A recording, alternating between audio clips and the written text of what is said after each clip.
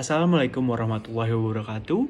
Saya Daniel dan hari ini saya akan membahas sedikit tentang jurnal yang ditulis oleh Margaret Keck dan Catherine Seeking yang berjudul Transnational Advocacy Networks in International and Regional Politics. Nah, kalau kita ngomongin hubungan internasional, biasanya yang langsung kebayang adalah state atau negara. Negara dianggap sebagai aktor utama yang punya kekuasaan, diplomasi, dan sumber daya besar untuk mengatur arah dunia. Tapi menurut Keck dan Seeking, pandangan itu sudah mulai bergeser. Dunia internasional sekarang nggak lagi sepenuhnya dikendalikan oleh negara, karena ada juga aktor-aktor non-negara yang punya peran semakin penting dan saling terhubung lintas batas. Nah, kelompok aktor ini disebut oleh Keck dan Seeking sebagai jaringan advokasi transnasional atau Transnational Advocacy Networks. Secara sederhana, jaringan ini adalah kumpulan orang dan organisasi dari berbagai negara yang punya tujuan, nilai, dan ide moral yang sama. Mereka bisa berasal dari berbagai latar belakang. Ada aktivis, NGO, akademisi, jurnalis, bahkan komunitas masyarakat sipil yang sama-sama peduli terhadap isu tertentu. Biasanya, mereka bergerak di bidang-bidang yang punya nilai moral tinggi, seperti hak asasi manusia, kesetaraan gender, lingkungan hidup, dan keadilan sosial. Yang menarik, kekuatan jaringan advokasi transnasional ini bukan datang dari kekuasaan politik atau militer, tapi dari informasi dan solidaritas. Mereka nggak memaksa lewat kekuatan fisik, tapi lewat komunikasi, advokasi, dan tekanan moral yang bisa mempengaruhi opini publik serta kebijakan internasional. Salah satu konsep penting dari Keck dan Seeking adalah pola bumerang atau bumerang pattern.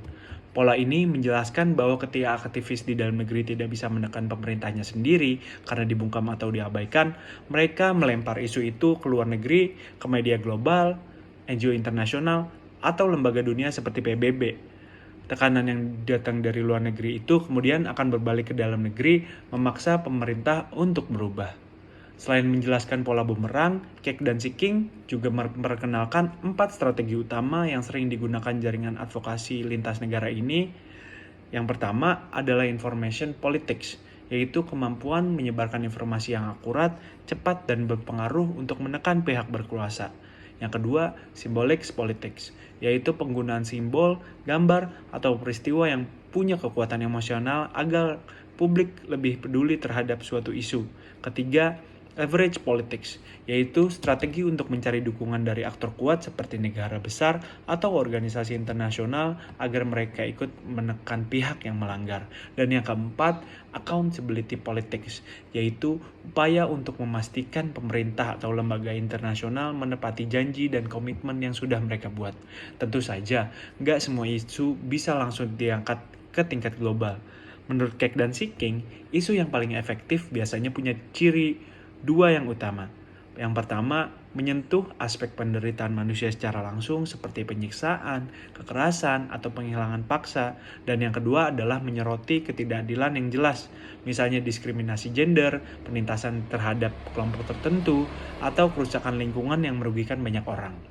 Keck dan Seeking juga menekankan bahwa jaringan advokasi transnasional bukan hanya berperan sebagai penggerak kebijakan, tapi juga membentuk ruang sosial global baru. Melalui kerjasama lintas budaya dan negara, jaringan ini membantu menciptakan makna dan nilai baru tentang keadilan dan kemanusiaan.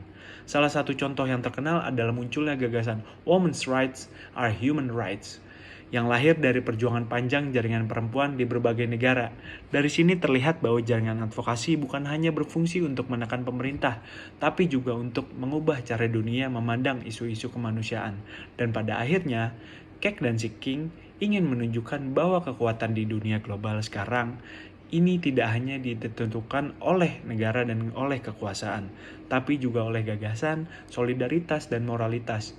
Jaringan advokasi transnasional menjadi bukti bahwa perubahan bisa datang dari bawah, dari orang-orang yang saling terhubung lintas negara, yang percaya bahwa informasi dan empati bisa menggerakkan dunia ke arah yang lebih manusiawi. Sekian, wassalamualaikum warahmatullahi wabarakatuh.